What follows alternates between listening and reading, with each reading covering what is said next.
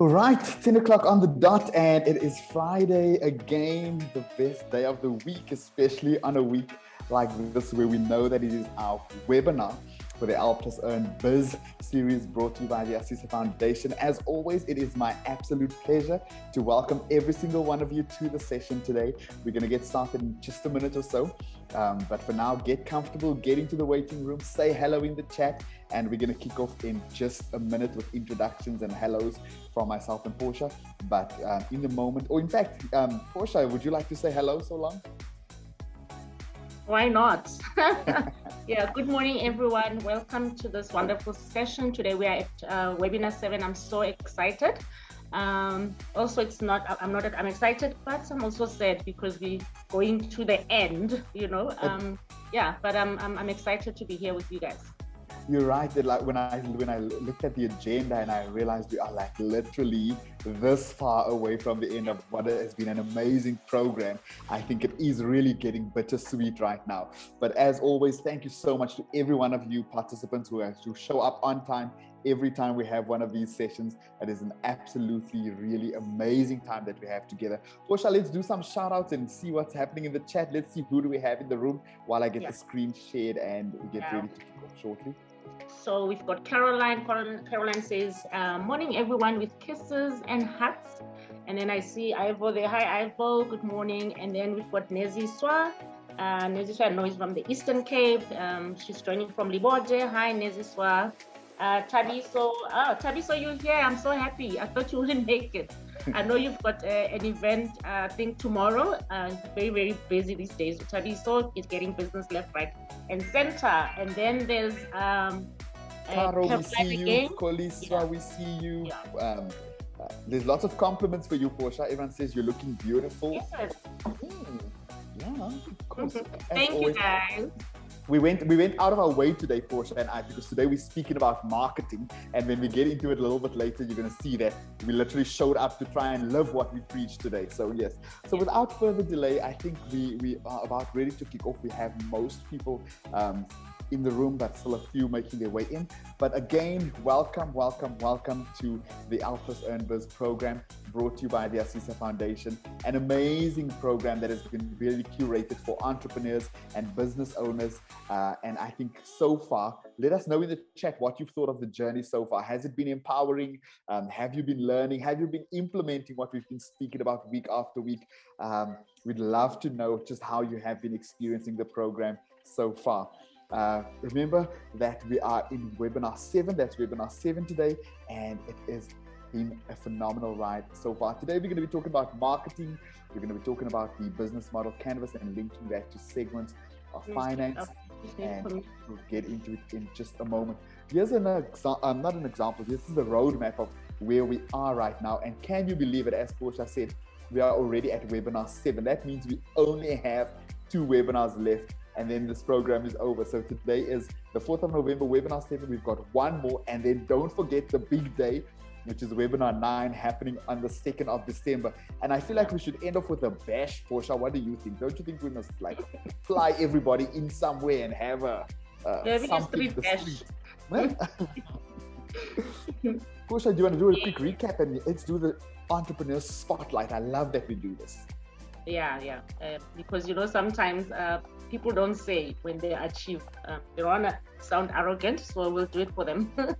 So our spotlight today, I have Nezi Swa from she runs a company called Green Vines in agriculture.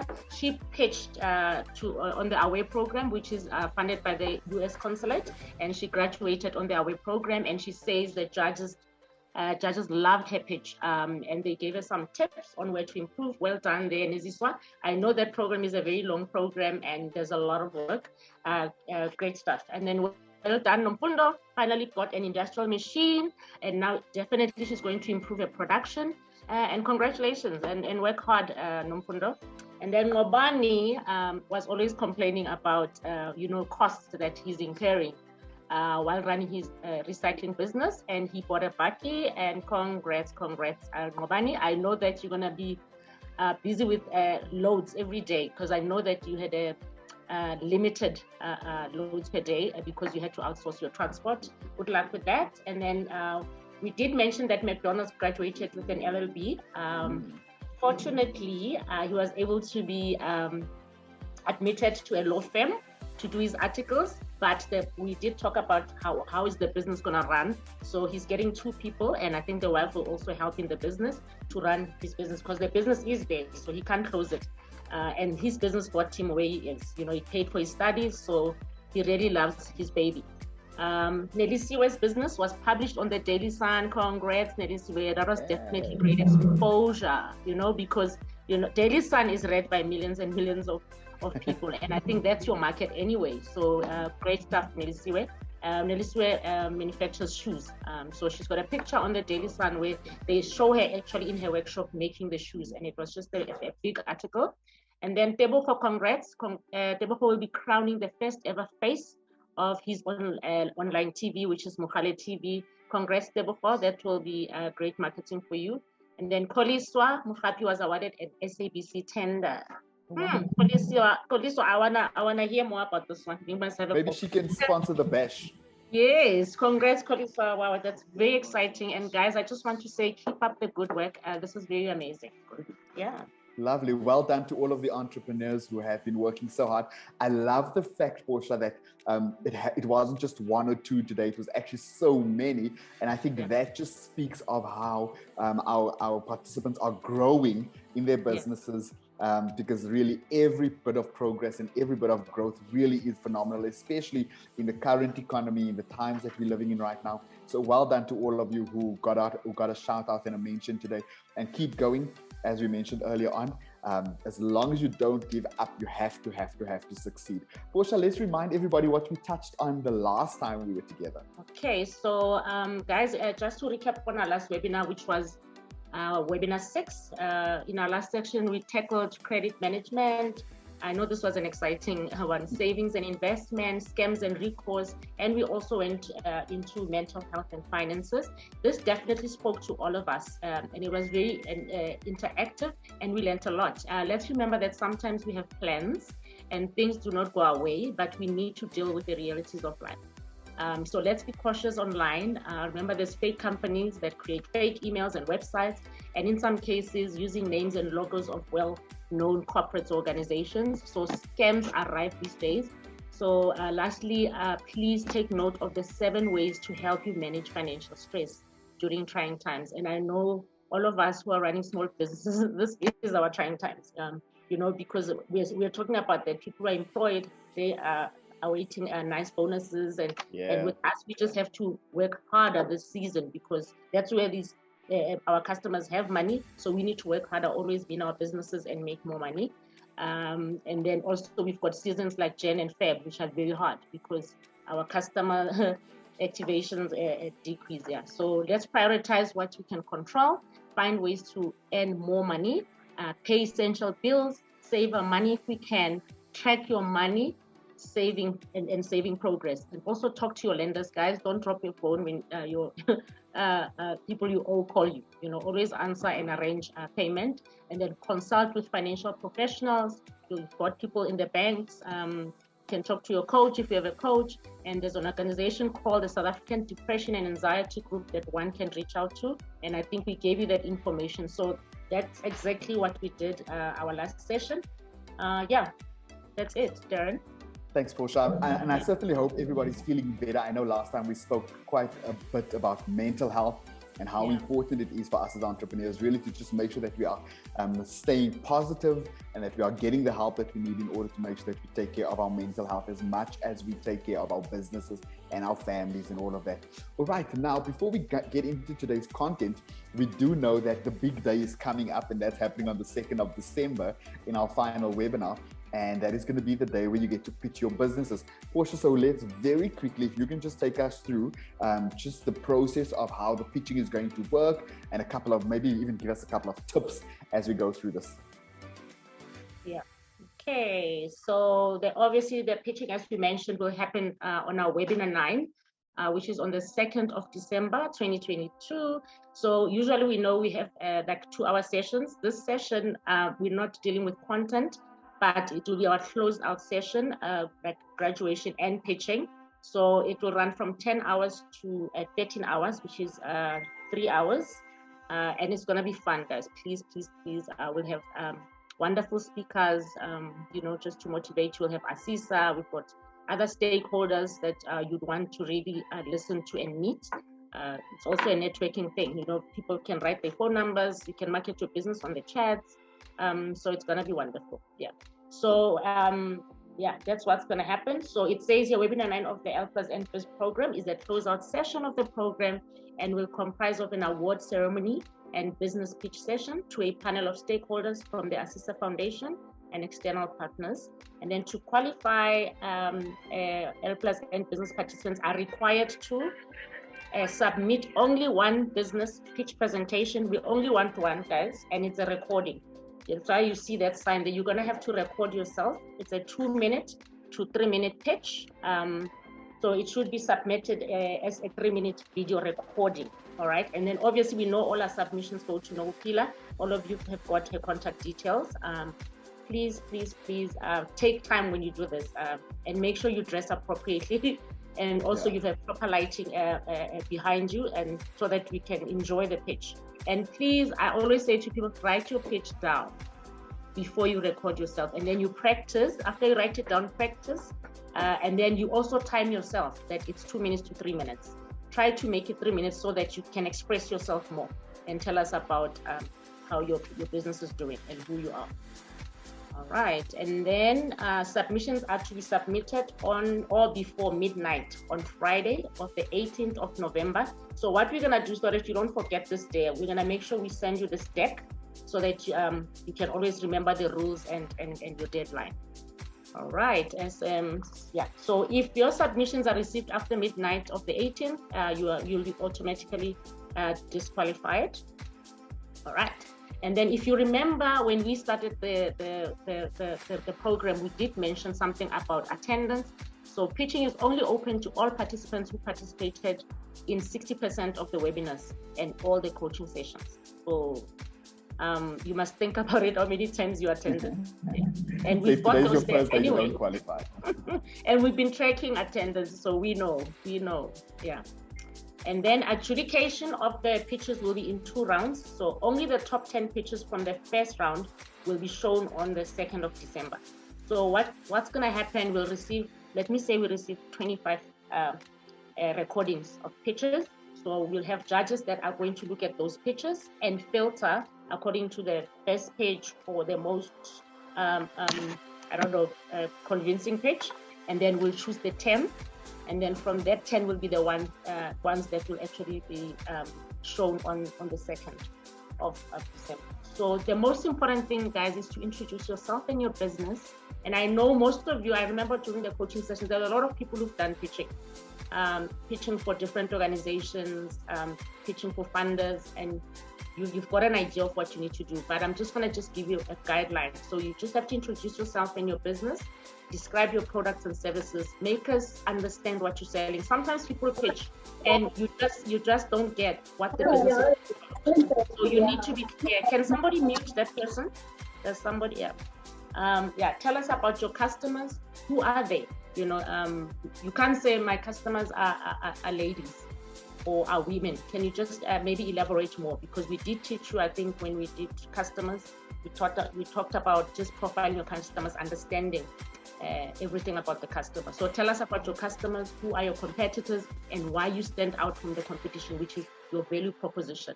Yeah. And how do you market your business and what your business needs are in order to be successful and where you see yourself in the future. Yeah. Because remember, we're not funders. So that's why we put the pitch like this, so that you also want to know where do you see yourself in the future, or where do you see this business in the future.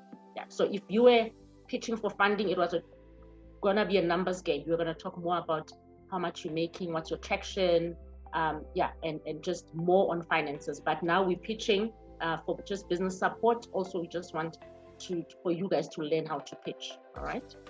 And then those, so preparation, guys. Preparation is the most important part of your presentation. Like I said, you need to practice. I once read that there's a guy who said he pitched 100 times and he failed, but he said he kept going back and just practicing until won some of the investors. Yeah. So know and understand your topic of business. Definitely, I know you guys understand your business. I know some of you during the coaching sessions we spoke, and then you'd say, I don't know how to convince people to buy. This pitch will actually help you when you speak to your clients or potential clients or your funders or investors. It will help you to actually express yourself. So keep practicing, get used to talking in front of other people. And I think that's why we keep on doing even the breakaway sessions, also the Q&As, so that you guys get used to talking to people. Remember your audience. So as much as you're taking a recording, just make sure you're not looking down and you're talking, facing down, because we will be looking at the recording. We want you to look straight into your camera. Always make eye contact with the people that you pitching to. Try to get the audience involved and make it interesting. So this one is different now because it's a recording. So, but this tips, it's even for the future, guys. That's why we're going to make sure we send this to you. Be confident about yourself and passionate about your topic. Keep your body language relaxed and open while talking. Make it a discussion by asking for their own thoughts. Yeah, so those are just our pitching instructions, and we'll send them to you, and we wish you all the best. And please just be aware of the deadline. Yeah. Thank you, Darren.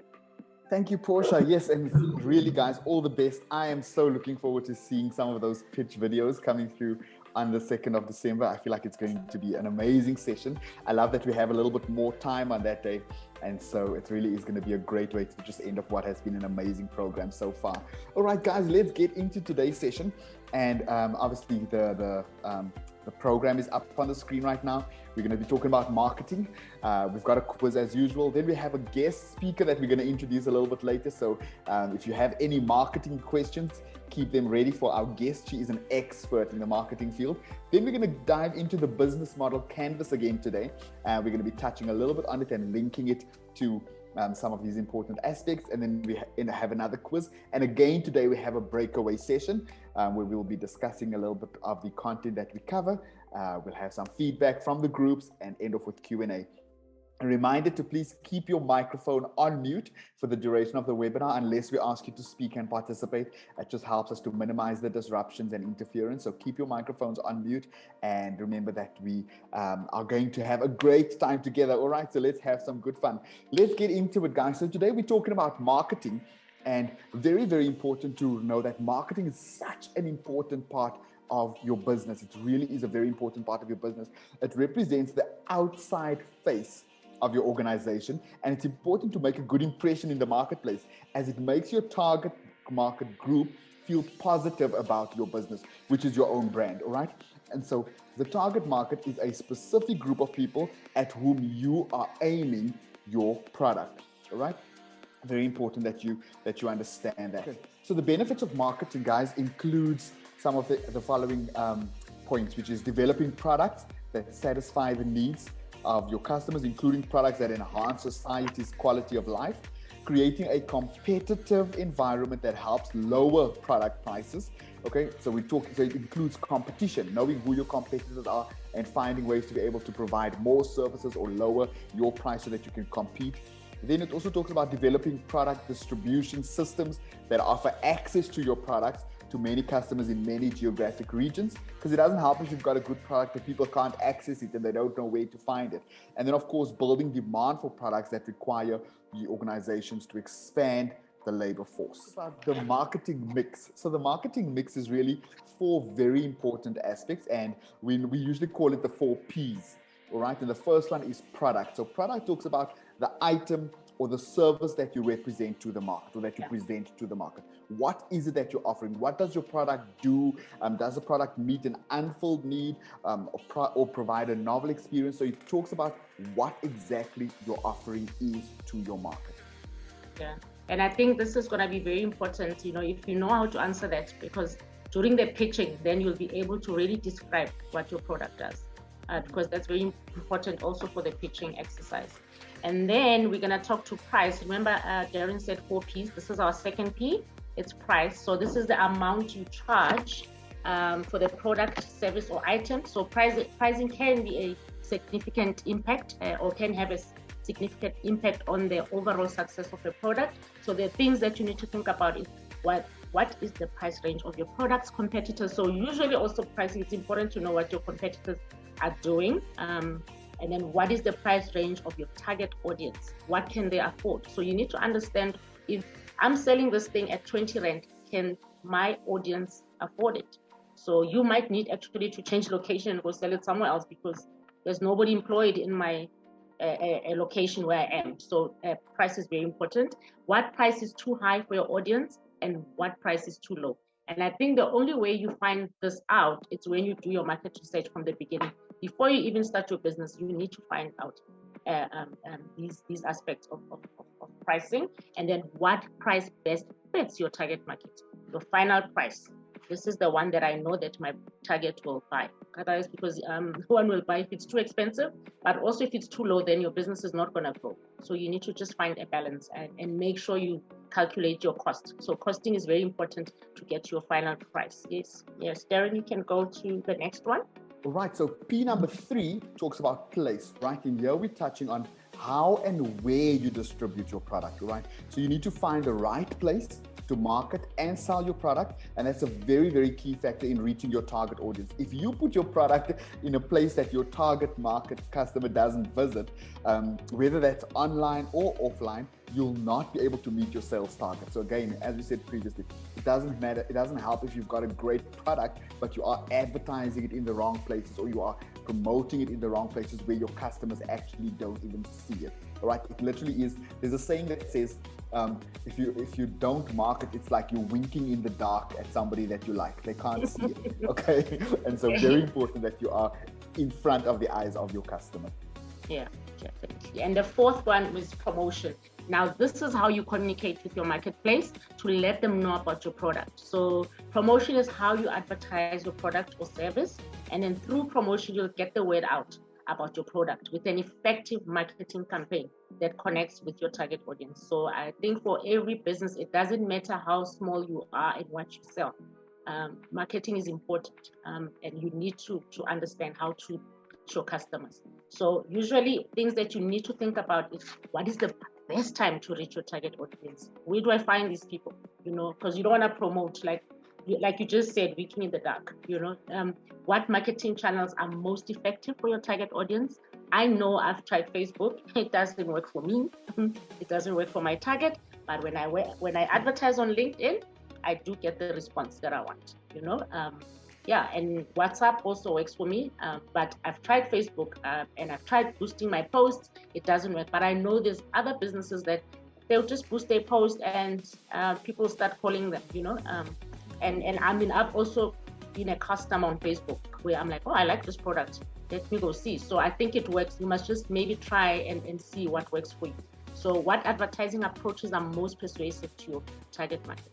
Because if I'm selling a product to the older target, most people don't even know how to use the internet who are older targets. So if I'm selling something for old people, I know that they're not going to find me. I need to either do door to door or I give them a poster. So you need to really understand your target. Yeah. So I think you had a really cool example you wanted to share with us on about Nike, how they've implemented this marketing mix. Portia, take us through that. Yeah. All right. Yeah. So actually, now the Nike example, it's actually connected to IDA. So what I'm gonna talk about is after this, I wanted to talk about the marketing funnel. Do you remember the marketing funnel? Yes. Yeah. So that's also another model. I know that the funnel was used a long time ago. There's a lot of debate around using this model. It's called the marketing funnel. So it's a series of stages that guides prospects through the customer journey. So you're guiding your potential customers or clients. So it usually assists the marketing team's plan, and it measures their efforts to attract or engage or convert those engagements to potential customers through content and marketing materials, websites, and advertisements. Yeah. So not long ago, there was a clear approach to business sales funnel, and marketing was primarily responsible for filling the top of that funnel with leads, and then the sales organization was responsible for pulling those leads to the middle and lower portions of the funnel and closing business. So there's a lot of debate now. A lot of people are saying, marketing funnel is not working. So we will talk about what people are using nowadays. They're using the IDA model, with the most popular right now, because it talks to your potential customers at the bottom. It starts with marketing, and then it talks to the customers or the leads or the sales at the bottom. But with the marketing funnel, so they would talk to a lot of people right from the top, and I just feel like maybe that's a lot of costs. And then by the time they funnel the customers to the sales team, it's usually not quality customers, or it's even less than what they projected. So it was just I think the marketing funnel. A tough one. It was a flawed one. But I mean, there are people who argue, like big companies got different departments that says this works for our teams. We've got a marketing team or a marketing department. We also have a sales department, so it works for them. So, and typically created a sizable rift between the marketing and sales organization. It wasn't working for a lot of organizations. But I think for us as small businesses, I really, really like the IDA model that we'll talk about just now. So that's the funneling. So if people want to know more information, they can just Google what is marketing funnel. And then also we're going to talk about IDA. If you want to know more about IDA, just Google, you'll find so much information.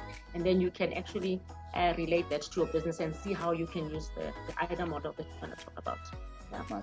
So in a nutshell, what Portia is saying, when it comes to marketing, basically your customers start out as prospects. Those are all prospective customers. Then you convert them to leads, and now you know that you could possibly, and then they become customers through your sales process.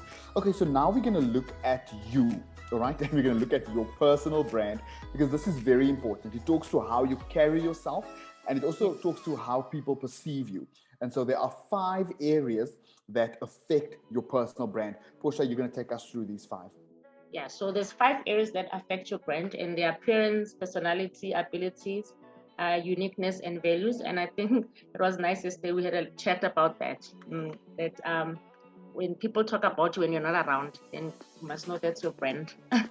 Your brand is what people say about you when you're not in the room. Yes. I'm like this. So what's important is appearance, the way you dress, the way you carry your body, the way you stand, the way you sit, the way you speak. That's appearance. It's very important. Imagine you're meeting a customer. Or I'm going to make an example. You're doing my hair and your hair is standing like this. I'm not going to trust you if I get into that salon. I'm going to go in. I'm like, nobody looks nice here. How am I going to trust that they're going to do a good job? So you need to always look your best. I know when we go to work, we dress formal. When we go to our businesses, we look clean, we smell nice, we dress. That's very important, guys. I know it's business. You have to look the part.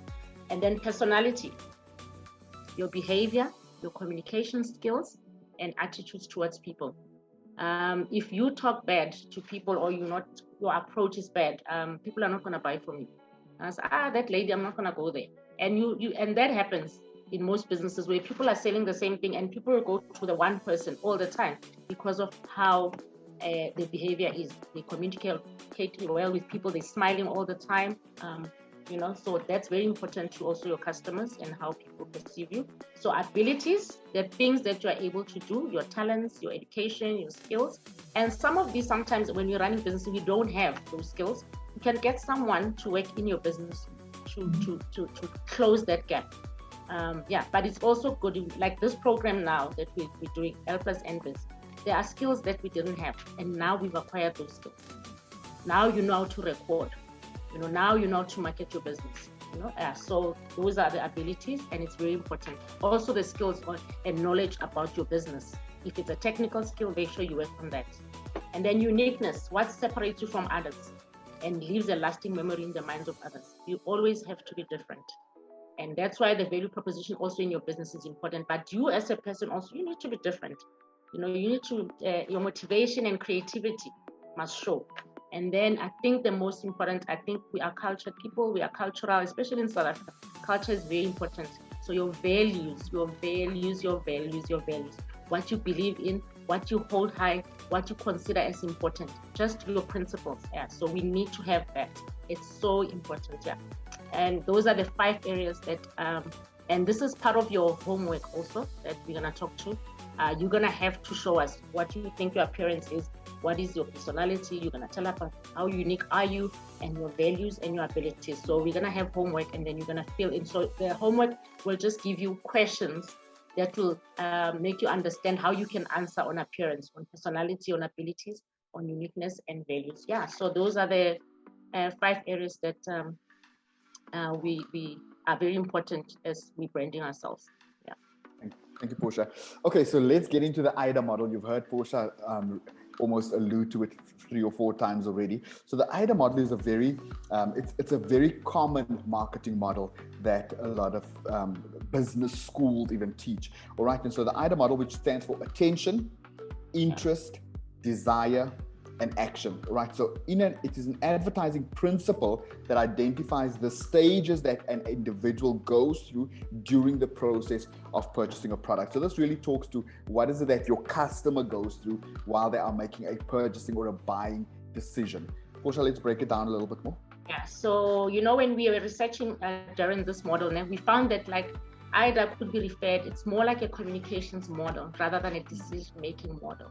Because I feel like the other one, the marketing funnel, was more a decision-making model. So this one either identifies to companies how and when to communicate during each of the stages, as consumers will be using different platforms, engaging at different touch points, and requiring different information throughout the stages. And I think that's why every company now is getting somebody who's doing their social media, because now they drop a calendar and say, you will only post at 9 o'clock, because we know that at 9 o'clock a.m. our customers are online. So that's how the IDA model works. It's at a certain time, at a certain platform, at a certain stage, at a certain customer. Yeah. So that's why I was saying, let's look at the Nike example. So Nike followed the same principle of IDA. So what they did in Next Promotion, they followed the marketing principle of IDA to instantly convert their prospects. Remember, prospects are our potential customers into leads, and leads into customers.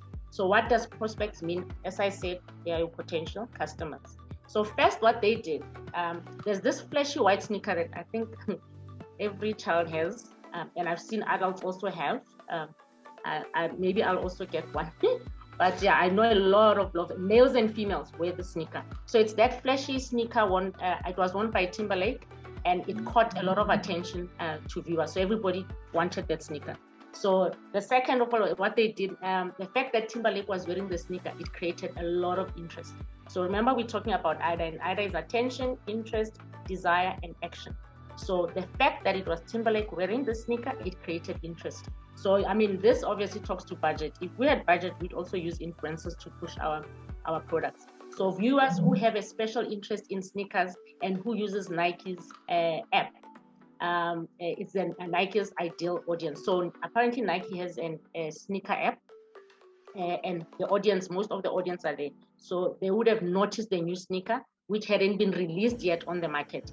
They might have already read about the design of the shoe, which was posted a couple of days prior to halftime and cross-linked on the sneaker app. So Nike's clever. They've got an app already, and it already have customers on that app, people who are crazy about Nike.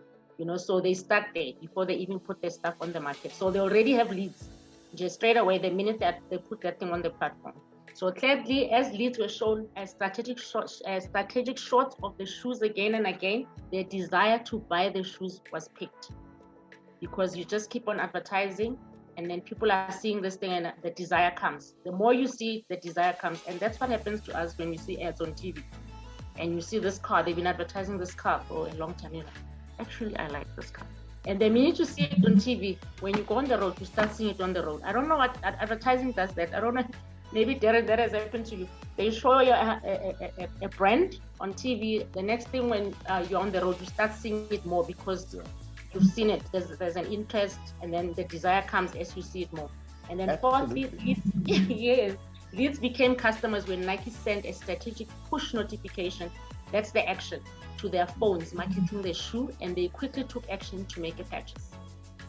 So this is how Nike uses the IDA model, and other corporates and brands use the same model. And I think all of us as businesses, we need to start using this one. It's simple, and I think it's cost effective. You don't spend a lot of money doing it. And You can do it yourself. It's just to do further research and see where my customers. You just need to understand who's your market, and then you'll get it right. Yeah. I think it's now that you've shared it, Portia, and I actually want to encourage all of the business owners and entrepreneurs on the webinar today. Now that you understand it, you need to almost start looking at advertising and marketing differently, because now you understand the science behind why it's happening the way it is. So it's not a coincidence that you searched for a certain bed on Google, and now all of a sudden, every time you're on Facebook or Instagram, you're seeing adverts for beds. Right? Or you were looking for a weave and you searched for a weave, and now all of a sudden you are flooded with marketing for weaves, because that's how they've exactly followed that. They get your attention, get your interest, and then before you know it, you've purchased something maybe that you didn't even budget for. Right? So yeah. Let's get into a quiz. So team, if we can launch the first quiz dealing with the content we've just had spoken about on marketing. So the quiz should be coming up on your screen right now. There are 7 questions in the first quiz. Very interesting. Pauline says that with the first voucher that she received, she bought 2 golf shirts and a cap for her company. And she still needs to embroider them. Great, Pauline.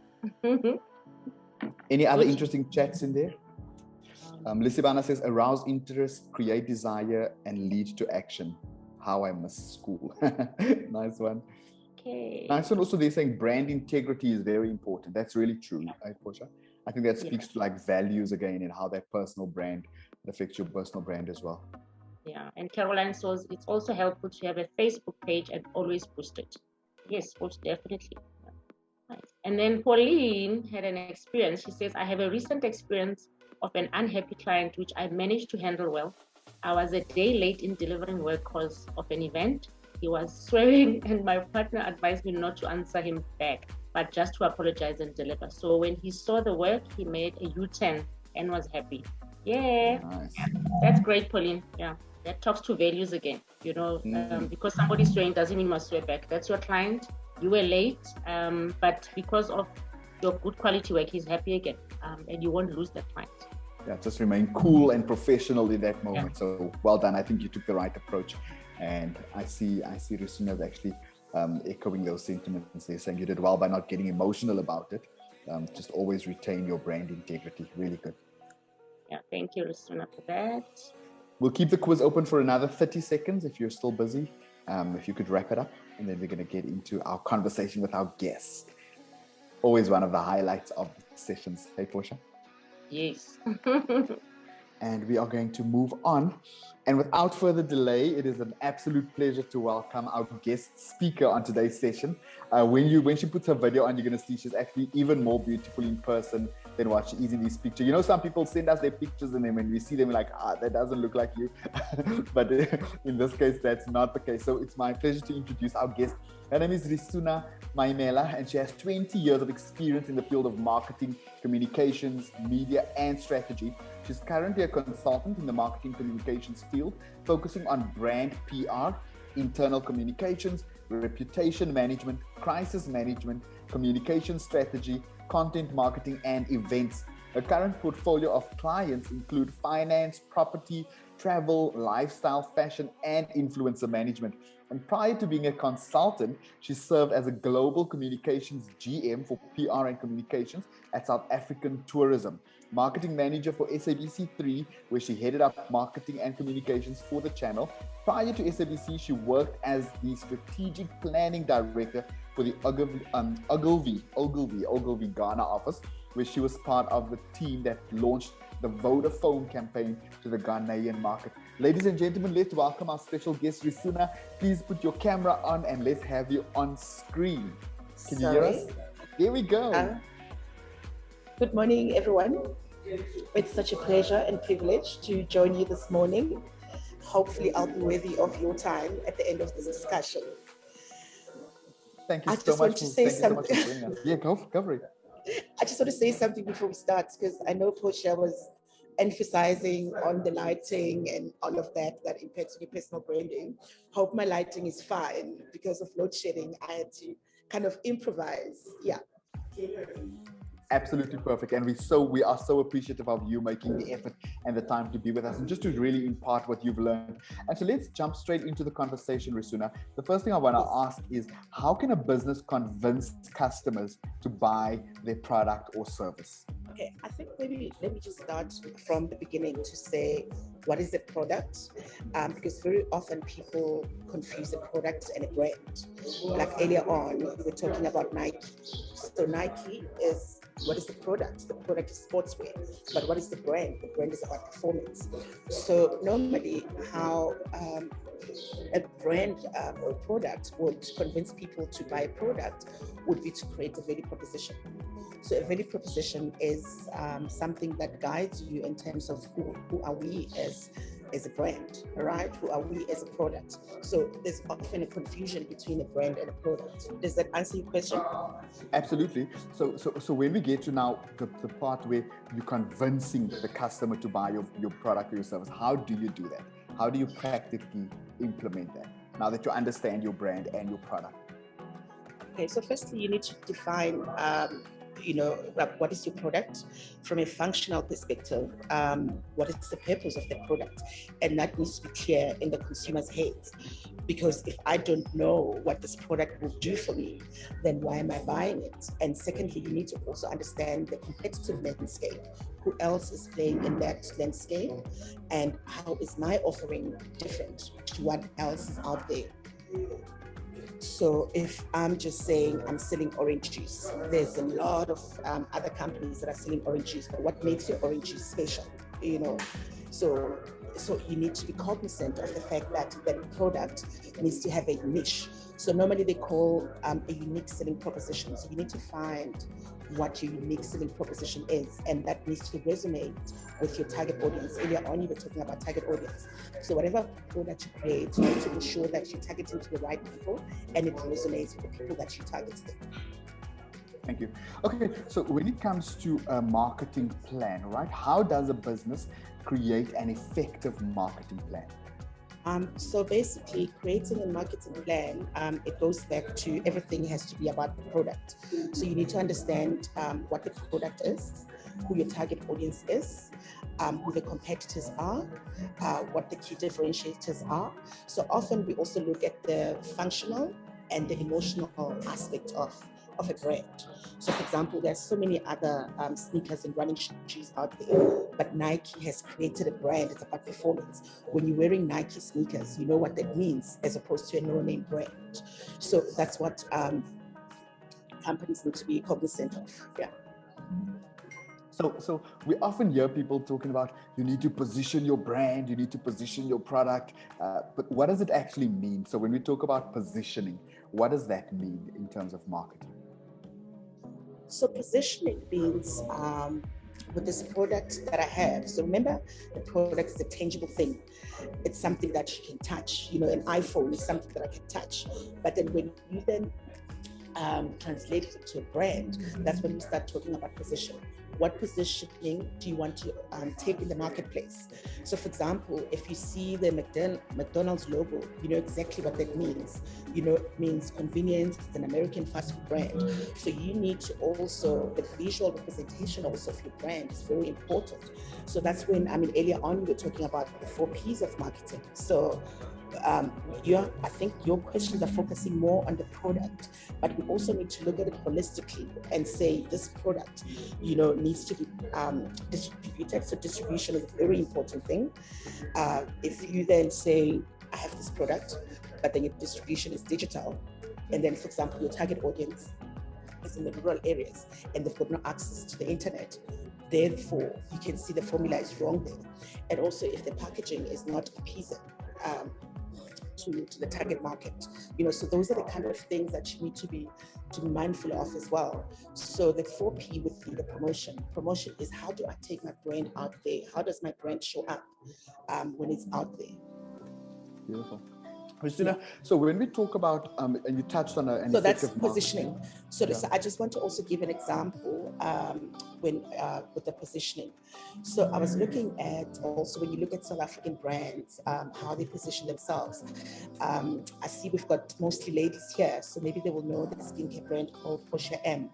So the story is actually very interesting because also part of positioning, you need to create a story. Marketing is about telling a story, right? So this lady called Portia M, she's got a skincare brand, and how she came about that is that when she was pregnant, she had a problem with stretch marks, and her mother-in-law recommended marula cream and marula oil to do that. So she's now started this business where her positioning is about women and stretch marks, and the intrinsic of the product is marula oil. So the positioning also has to be intrinsic. Intrinsic is what is inherent in that brand. So I'm selling a product that has marula oil. What are the functional benefits of that intrinsic of my product is that it removes stretch marks, right?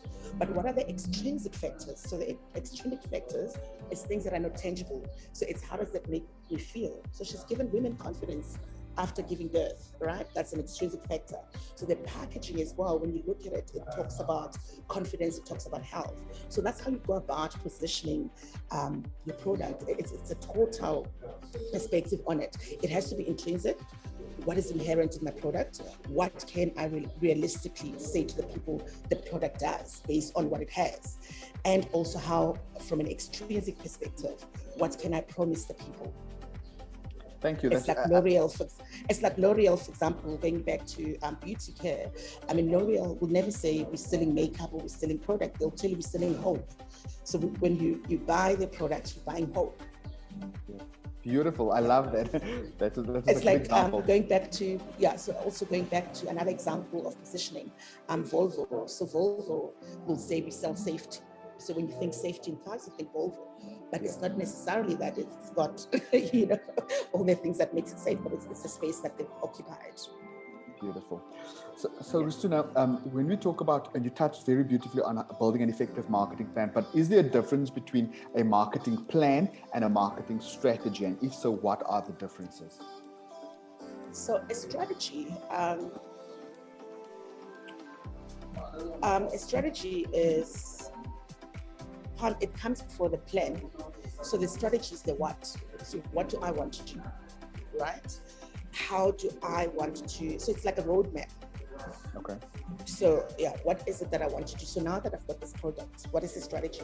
So the strategy is exactly what we're talking about, the target audience. So who do I want to target my product to? What brand do I want to create? How do I want to position it? What is the pricing? So that's the strategy. So the strategy comes before the plan. So plan is actually the how, So it's about how do I take it to market? What is the plan? When do I do this? So it's the plan, So the plan is more long term. Gotcha. I think you've given us so much to think about. And also you can't have a plan without a strategy. Yeah.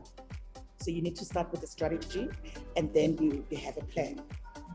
So if you have a strategy without a plan, the story is also unfulfilled. Because now I've got the strategy, and then what is the plan to take it to market? Yeah. Beautiful.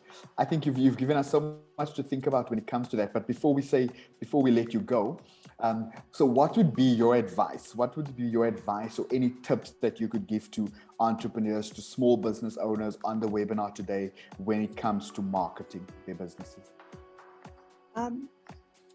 There's a saying that says, good marketing can never sell a bad product. So it starts with the product. It starts with what you're selling.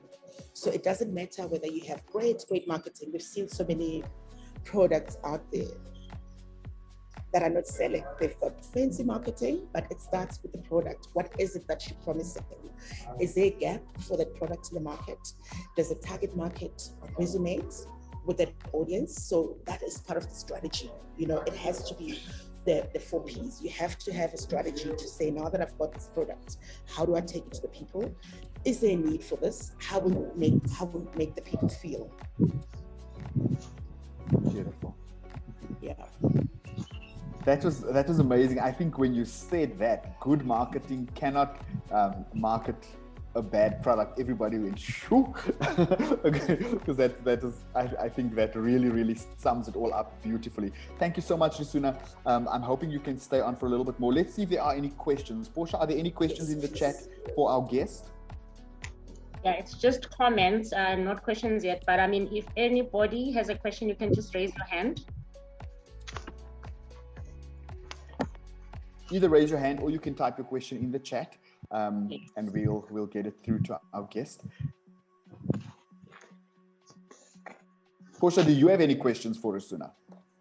Anything that came to mind while she was talking? And my first question is, are you the Portia M that she was talking about? No. I'm also Portia M, but not that Portia M. Yeah. But I think, the way she answered the questions, I guess that's why people are not asking, raising their hands. It's just it's simple, you understand, because sometimes these terms are difficult, and even when you read about them, you never understand it. But there's Neziswa. Neziswa, just unmute yourself. There is a question there from Neziswa. Hi, thank you so much. I have a question in terms of when you developing your marketing plan and your strategy in terms of budgeting. How much would you recommend a person spend on marketing? Thank you. I mean, that's a bit of an interesting question, because firstly, it depends on your operations. What they call brand value? What is the value of your brand? Then that will determine the marketing budget. What are your operational costs? So you can't just look at it in isolation. It's contingent on your operational costs. What is the value of your brand? Because obviously you can't spend more on marketing than your operational costs. It has to be balanced. Yeah. So and I just want, we'll talk about an 80-20 rule. Yeah. Sorry, you go ahead, Portia. Yeah, I was saying that I've heard, when you maybe running a business at the mall, or some corporates, when they do their budgets, they budget 3 to 4% of their operational costs. That will be the budget, the marketing budget. 3 to 4%. Yeah, so they will talk about the 80-20 rule, where 20% has to be spent on marketing.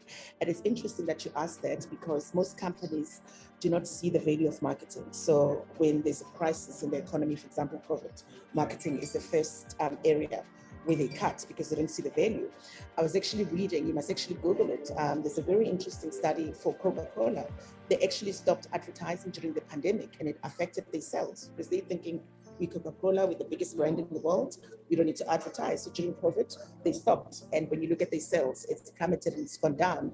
So there is a direct correlation between the organization's performance and the resources that you put towards marketing. Yeah.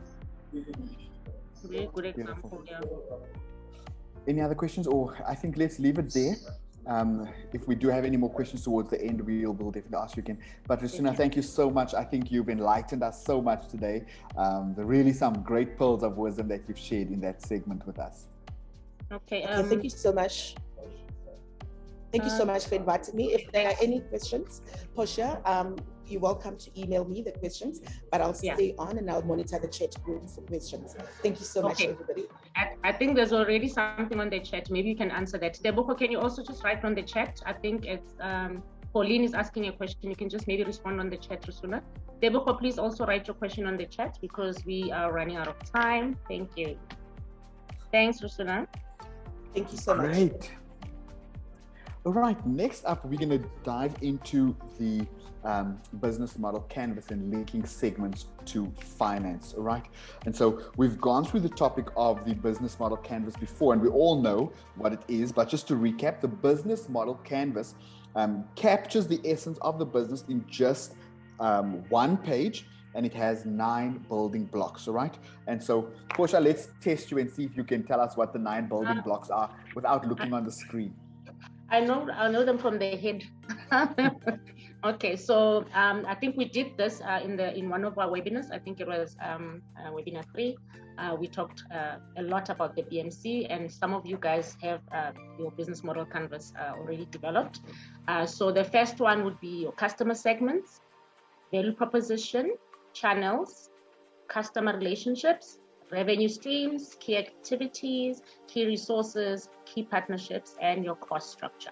So those are the 9. So I don't know if I'm saying it in order, because I always see people just, number 5 is sometimes number 3, but that's my order. And today we'll only be looking at the segments, which is customer segments, and link them to finances, which is talking to streams of revenue that you can make out of each of your segments. And this is so interesting because I know in one of the businesses that I was coaching in this group, there's a couple of people that say, okay, I'm running an agriculture business, or I'm doing broilers. And then you find that the person is doing hair, he's got a hair salon business, and he's doing something. There's like 3 revenue streams. So, but then people never know how much they're making out of each revenue stream.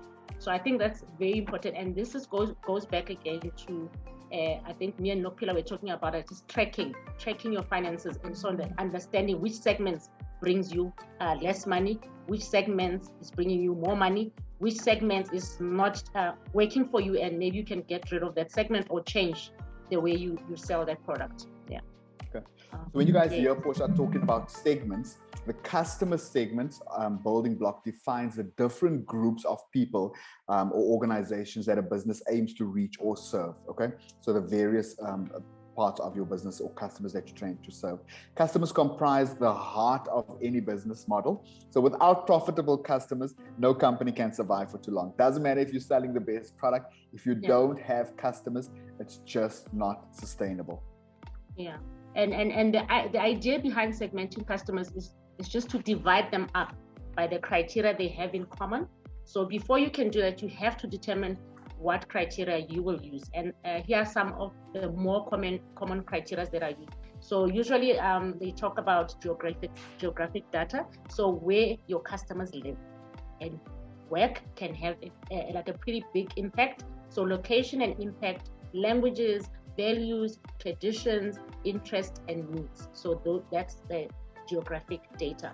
Yeah, and then we've got demographic information. This is probably the most common criteria used to segment customer groups. It includes data such as age, marital status, gender identity, sexual orientation, income, marital status, education, and employment. So this is so important when you actually even doing surveys at the beginning of your of maybe idea generation, or when you're starting up. Before you actually even sell any product, you need to have this data. And then there's behavioral information. And this criteria is related to like common customer behaviors as related to your product or services. There are people who've been doing what you want to do. Go back and look at what's happening there. You know, and what is the behavior related to that product? You know, if somebody is selling chicken livers, who's buying the chicken livers and why are they buying it? Yeah, you know, is it because it's cheap? Yeah, no, I don't want to pay a lot for dinner every day. I cannot afford. So I'm gonna buy chicken livers. Yeah, so because it's cheaper and it's still healthy and can feed my family. So it includes ways in which your product and services are used, the purchase history, points of frustration, and expectations. So you need to have that information. All right, and then there's psychographic data, and this criteria includes lifestyle, belief systems, personality traits, membership in cultural or social groups, and values. I've heard people say, "Oh, I'll never do my nails; it's so expensive." But then we are not the same. Sometimes it's just about, it's just you wanna just look beautiful, and people go and sacrifice not having life for 3 days because they just want their nails done. You know, so I think. Our psyches are different, yeah, and some things might be a want to me, but a need to somebody else. So yeah, so definitely, and I think we spoke to this when we were talking about budgeting, you know, and we made differences between the bigger car than I remember when we did the wants and the needs. Yeah, so that goes back to the psychographic data that we're talking about. Yes, Darren. Thanks, Portia. So next up, we're going to talk about linking customers to finance, right? So the revenue streams represent the cash a company generates from each customer segment, right? Costs must be subtracted from revenue to create earnings. And if customers comprise of the heart, so if you think of a business and if customers are the heart of the business model, then revenue streams are the arteries, all right? They are supplying the heart. All right. So a company must ask itself for what value is each customer segment truly willing to pay. Very, very important. Successfully answering that question allows the firm to generate one or more revenue streams from each different customer segment. And so each revenue stream may have different pricing mechanisms, such as fixed list prices or subscriptions or market dependent, volume dependent, or yield management. But revenue streams outline how you earn money. All right. What price is each of your customer segments truly willing to pay for those services or products? Yeah. Is there anything you wanted to add on that, Portia? Yeah, I've seen something, like with Showmax. If you go into the app, you'll see there's my subscription, which is 99 Rand, and I'm very comfortable with it because I don't like sports and other things that they're advertising on the Pro Showmax, which is 449, I think. So can you see the segments? Yeah. Portia can afford the 99 Rand, and I think it works for me because I just want to watch the movies, the documentaries, and that's it. That's all I want, and there's some shows. And I know it's limited, but it's a revenue stream for them, and I can afford that. But then they've got, for guys who want to watch sports, we know a lot of people love sports, and they've got more movies in there and shows, but you'll pay 449. That's a different segment. So I just wanted to maybe put it in an example form. Yeah. Right. Yeah. So, and then let's talk maybe to customer groups. Represent separate segments if their needs require and justify a distinct offer. Just like I said, for me, the offer is just movies, documentaries, and a few shows. That's all I'm getting for my 99 Rands. Yeah. So they are reached through different distribution channels. I can watch through my phone. I can watch through my laptop. I can connect my smart TV. So they require different types of relationships. They have substantially different profitabilities. Definitely, as I said, 99 Rand versus 449. And then they are willing to pay for different aspects of the offer. For whom are we creating value and who are our most important customers? So you can imagine if they said, we only have a 449. A lot of people were going to say, I can't afford, And I think that's what we also had with DSTV, where we had different packages. You would have a smaller package. You have a premium where you pay almost like 900 Rand for the premium offer, where you can rewind. There's more offers, but if I cannot afford, I'll take the cheaper offer. And if you wanted to do more research on that, something you could also probably Google is something called the value ladder, which talks very nicely to this, where you've got different entry points for customers to be able to buy into your organization or your company, and you can then upsell them as they stay and as they engage in this work or in this relationship with you as a business. All right. Yeah, so today we're going to have we haven't done this in a long time. We're going to have a breakaway session so that we can just see if people we want people to learn how to work with case studies and answer and also present. So we're going to have a session today on that. But the example that I had was, and I think I had this example before, so I'm not going to go deep in it because I'm looking at time, but I already we've sent a case study to the guys that they're going to work on something related to Uber and also Netflix. So Uber has two customer segments, which are riders and drivers. And this is only in South Africa that I found out. In South Africa, we've got two segments. Probably obviously Uber Eats now, but in other countries, they've got other offers from Uber. So the side of riders is people who either not have their own car, need to travel outside the city or residence, or don't want to drive at a certain time. For example, if you're going out, you're going to consume alcohol at a party or concert or celebration, you leave your car and you use an Uber. And the other siders is drivers who we mentioned above, who are probably out of the market or need some extra money and may start a new job just by driving and using an app. So from the past few years, it also expanded. Uber has expanded its services by providing various service levels and types.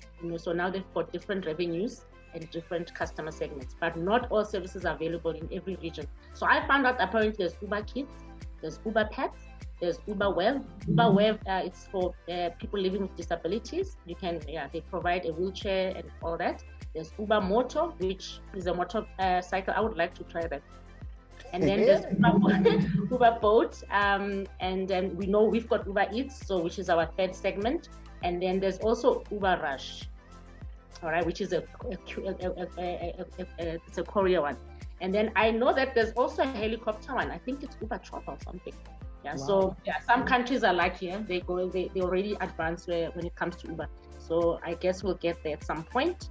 And then maybe if people have questions that they want to ask before we actually go into our leaders and breakaway sessions. Darren? I'm just checking to see if there are any questions. Not at this point. Any questions on the business model canvas, customer segmentation, linking it to finance, anything like that?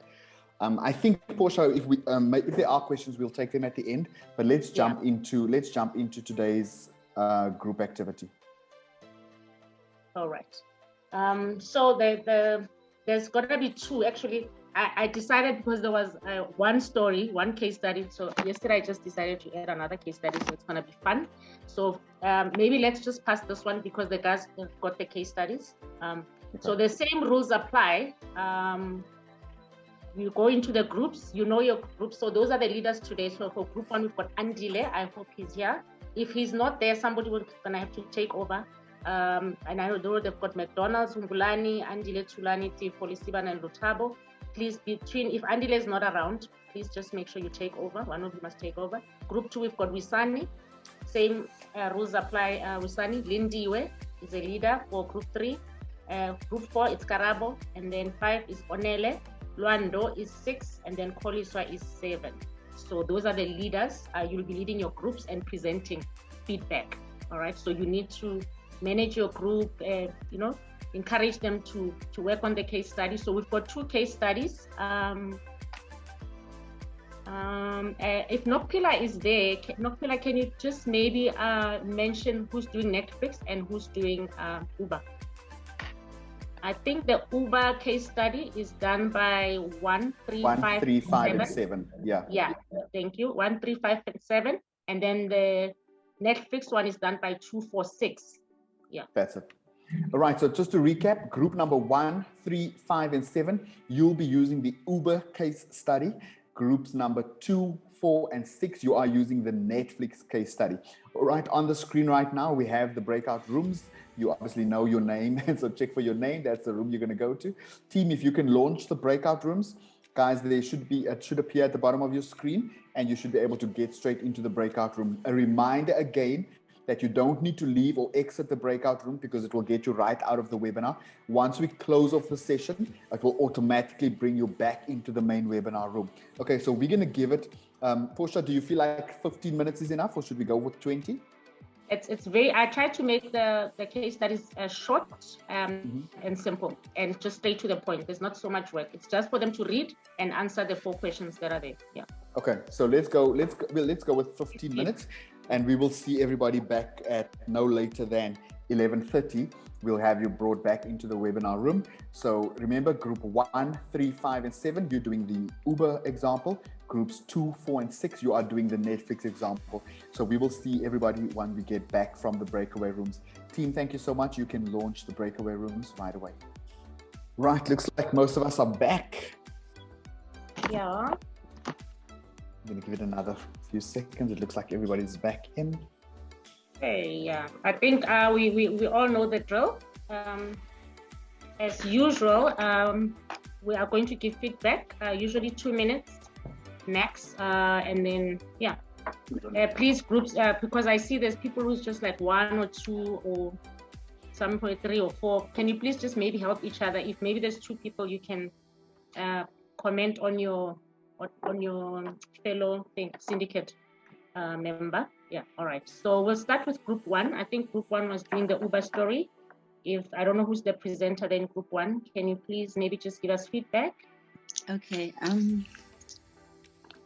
As I've tried to unpack to get to the answers of the questions that are requested for us to answer.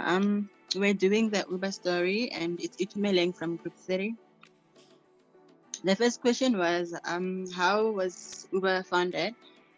As we are going through the case studies, we noticed that it was after Travis and Gareth found themselves stuck in Paris on a snowy evening, and they were unable to find a taxi at the time. So it started as them creating a solution to everyone after their bad experience.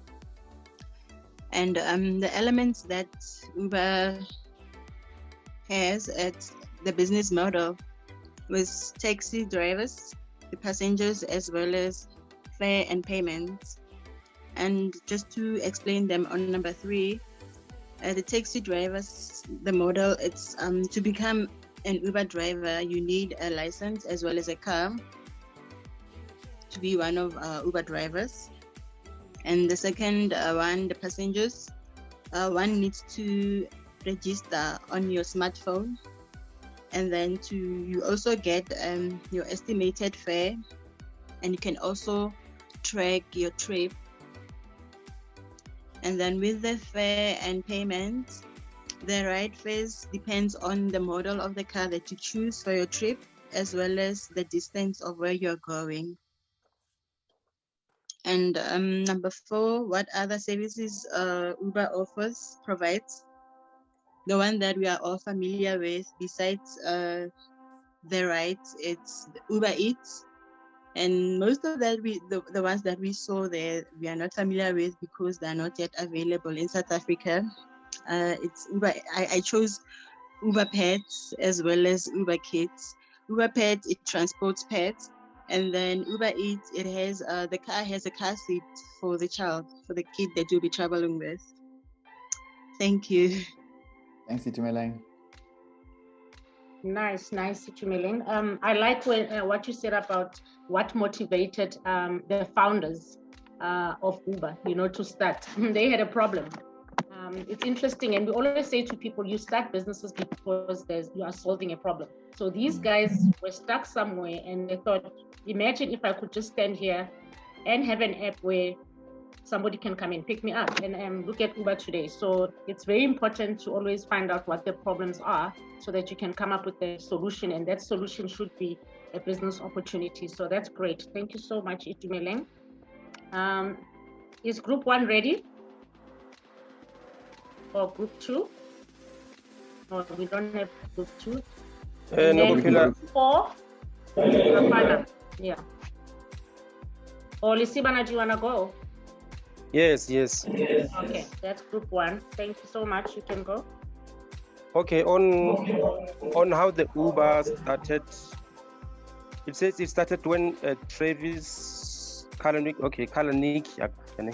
okay, let's just say it was 2 guys stuck in the middle of Paris in a snowy evening, and then they didn't have a taxi to go home or to the hotel or wherever they wanted to go. So they asked themselves, what if they could just request a ride from their phones and then to get to their destinations? And then that's how it started. That's how they came up with the idea to start the Uber business. Yes. Okay. Here we have the fare. That's the amount, and then depending on the time, because during peak hours and not and off peak, and then the prices differ. And then we also have the passengers. The passenger need to have an Uber app for them to request the Uber ride. And then we have the drivers. The drivers just need to be qualified to drive and then have the driver's license. Okay, because you already explained those three business models, we can go to question number 4. That is, what are the other services that Uber provides besides just passenger ride? Besides just passenger ride, give 2 examples. Okay, there is Uber Eats, which delivers food from the stores to the convenience of the customers' homes. And then you also have like Uber Boat, which offers water transport. Yes, I think I'm done. Yeah, it will be nice to actually get these other rides. Yeah, it sounds very interesting. Yeah.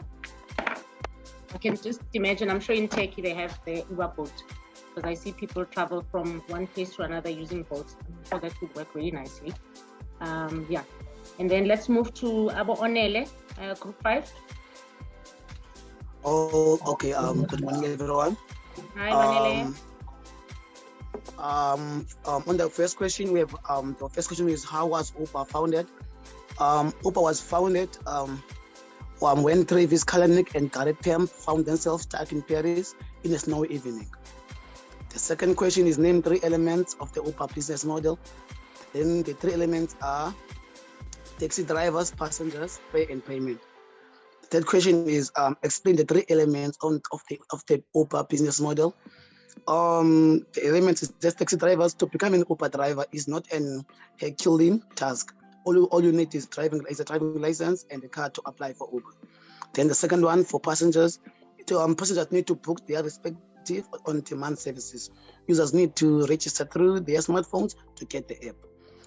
The third one is fare and payment. To pay, the ride fares are directly dependent on the car type, distance, and peak hours. The fourth question is what are the other services that Uber provides besides just passengers rides? So the 2 examples are it's Uber Motor. It offers transportation by motorcycle, and we have Uber Boat. It gives a water taxi services. Thank you. Thank you so much, L+EARN. You explained that so well.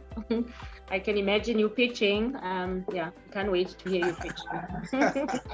And then Bafana, let's do Netflix. Good morning, everyone. Karabo here from Group 4. Okay. I'm going to do the Netflix case study. All right. Okay. What is Netflix? Netflix is an American subscription streaming service and a production company based in Los Gatos in California. Number 2, what are the 3 segments of the Netflix business model? International streaming, domestic streaming, and domestic DVD.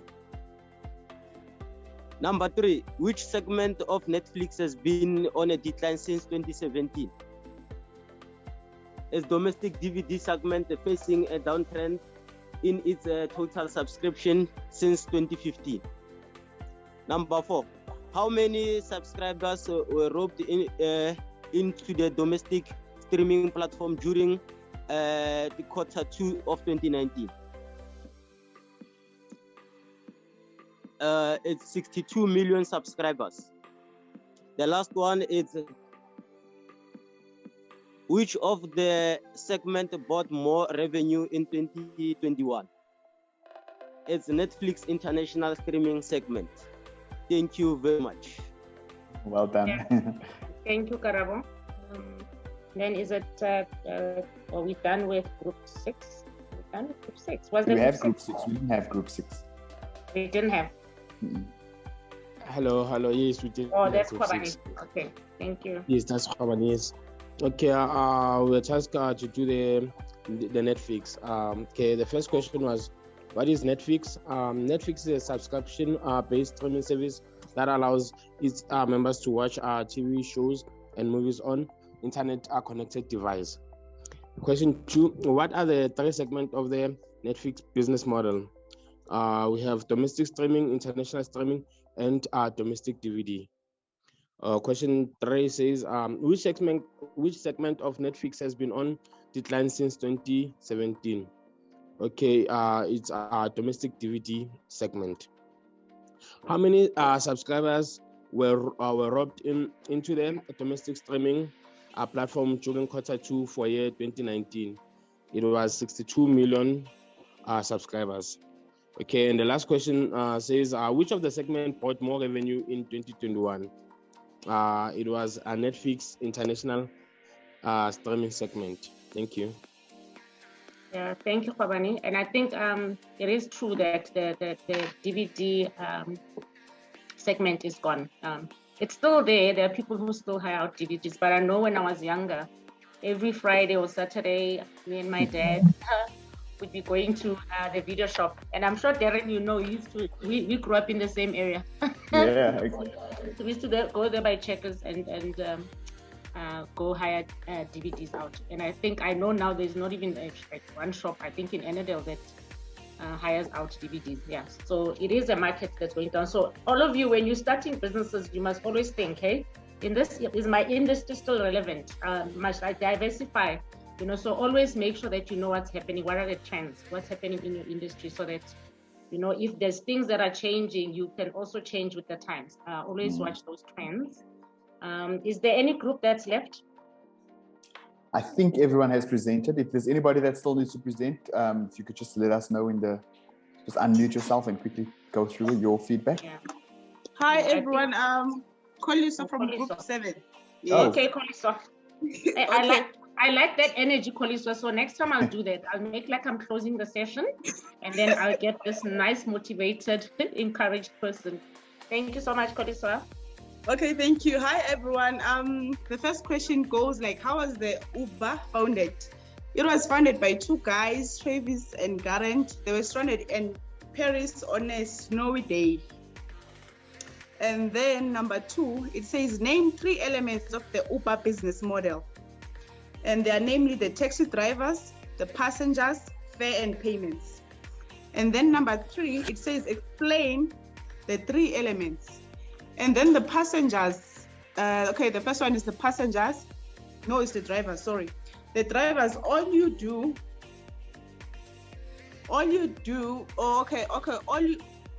is driving a car and then you apply. And then the Uber, they take 20% of the revenue and then the driver takes 80%. And then we go to the passengers. The passengers, you download the app through a smartphone, and Uber also provides the details of the driver and estimate to be paid on the destination. And then fare and payments is dependent on the car type, the peak hours and the distance. And then number 4, what are the other services that Uber provides besides the passenger transportation? It also provides Uber Eats, and then Uber Eats, it provides meals from participants' restaurant within 30 minutes. And also Uber Rush. Uber Rush provides courier services. Thank you. Thank you so much, Kolisa. Thank you. I must say that I like how you guys are presenting these days. I can just see the improvement, good presentation skills there that you must still use when you shoot your video. Remember that. I like it. I can see the improvement in presentation skills. Okay, Darren, I think now we can go to the quiz, the second quiz. Thank you very much. Let's load the quiz, everybody. Sorry, team. Let me just go back 2 slides here. Let's get the quiz up. Final quiz for today. There we go. 7 questions again. In fact, sorry, it's 6. All right, so 6 questions on this one. So make sure you answer all 6 questions. Make sure you scroll all the way down to the bottom and then you can click submit. I was thinking, Portia, if we were little, this was going to be perfect weather for those DVDs, eh? Yeah. The Johannesburg weather this weekend. Especially it's a Friday too, hey? So Friday, overcast, rain. I need soup. Yesterday I didn't even cook. I just made like a cup of soup. It was very cold yesterday. Oh. Well, I see Restuna sent us a nice message there. Hey? Would you like to read it or would you like to wait a little bit? It says, thank you everyone for the time. Remember that simplicity is key. Know your product. Why does it exist? What does it exist to do? Who do you want to sell to? Why would the people buy it? Can they afford it? Is it priced right? How is my service or product different to what others in a similar space are selling? Simplicity is also key. Selling and marketing are 2 different things. Marketing is a combination of different elements: product, price, place, distribution, and promotion, all equally important. It is the strategy and plan behind it. It is being intentional about how you would like to grow your business. It is also how you derive your return, which is your return on investment in marketing. Take, for example, the restaurant that came up with Mofodu Mondays. To market the eatery is such a simple idea to make the type of food that is everyday food. But the idea of marketing is brilliant because now it has become a phenomenon and so many people have copied this concept. Yes, that's so nice. Very good expert advice. Yeah, and what we've done, we've sent this to the group, to all the participants. They've got this already. Great stuff. Quite a number of you still completing the survey. We're going to keep it open for a little while longer. You can just comment done in the chat if when you are complete with the survey. And then we're going to do a couple of announcements before we wrap up today's webinar. Those of you who have completed the survey already, maybe in the chat, just let us know what you thought of today's session. Let us know how you're feeling now that we've had 7 of these sessions already. We'd love to just get a feel for and a sense for how everybody's feeling. Okay, I'm looking for comments from Lesibana, Lerato, Koliswa, Nomfundo, Nomsa, Bafana. All of you are done already, so let's hear. Tumeleng. You guys can just type in the chat and just let us know how you experienced today's session. We're going to keep the survey open for another 30 seconds and then we'll wrap it up. All right, looks like most of us have completed the survey. Portia, I think we'll keep it open for a little bit more, but maybe you could touch on the homework in the meantime. Okay, so yeah, the homework, I'm not sure if it's sent already, but if not, it will be sent after this session. So it's just on the 5 areas that affect your brand. And remember, that would be appearance, personality, abilities, uniqueness, and value. So what we've done, we've sent a table, and in that table, there's questions. So questions the answers to those questions will talk to appearance, and then even to personality, there's questions that will assist you to actually explain your behavior, your communication skills, your attitudes, your abilities, your uniqueness, and creativity. So it's what I've done. It's not a PDF document; it's a Word document. All you do, you can start typing on the tables, yeah. Or if you can fill it maybe on a different page with a pen if you don't have a laptop, and then you just send it back to us. We need it by the 12th, yeah.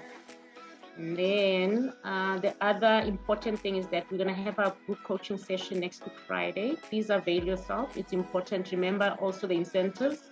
You need to attend these sessions, and we are going to be doing our next voucher. So make sure you attend, just like you attended today. Just come to the group sessions. There's 2 of them, as we know. So we'll send you information. There's Group A and Group B. And then you'll be with your coaches on those sessions.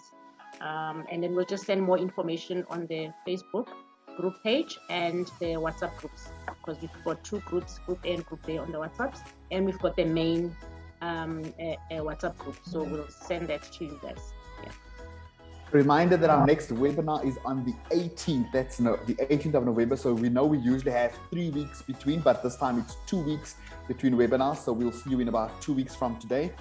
Also remember that there is the baseline assessment that will take place. So you will be contacted by Greenhouse, who is our monitoring and evaluation partner. And so please let's work with them so that we can successfully just journey together. Complete the questions from the link that will be sent by Greenhouse. All right.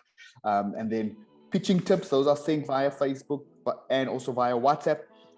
Portia has touched on that quite a bit. Let's read through some of the chats quickly before we get to our group picture, Portia. So here's one saying, feeling confident and ready for the pitch. With today's session, getting a reminder as well as new pointers of identifying our brands and explaining the functionality of our products and services. That's from Itumeleng. Thank you for your comment. Lesibana says, actually already started formalizing my business. Thanks for the webinars. Beautiful. I love that so much. Lesibana says, I learned a lot from the webinars generally. I'm now ready to formalize my business, as that's the only way to grow. Thanks again, guys. This is not goodbye yet. Lerata saying, it was fantastic learning. Every webinar brings difference in the way I do things in my business. Thank you for the opportunity. Beautiful, beautiful, beautiful. Guys, let's get those cameras on. Yeah. Also, I just wanted to say, just a reminder, the topic for the next session is financial interpretation, compliance, and funding requirements. And we're going to have 2 guests. Obviously, we'll have Mike Mukoka, who's always doing our finance webinars. And we'll also have an advocate, a young advocate. She's in the early 30s. So she'll be talking to compliance. And it's going to be, I think you need to attend so that you understand about contracts and compliance and legal issues. So make sure you attend this one. It's very important for every business. Great. Some people are having a bad hair day. That's okay. We'll forgive you. But let's get everyone's videos on and let's get our smiles ready. I think this is always a great part, just to see everybody that's participating in this program. Really, really good. Kwabane, we see you there. We see you there with a thumbs up. Moloko's beard is growing nicely. The dreads are looking on flick. We have Ruth all the way in Cape Town. Good to see Ruth, the CEO there of the Assisa Foundation. Good to see you. Thank you for joining us. Isn't it just amazing how technology allows us to really come together from all the different parts of the country and be able to experience and connect in a way like this? I think that's really one of the most beautiful parts about these webinars.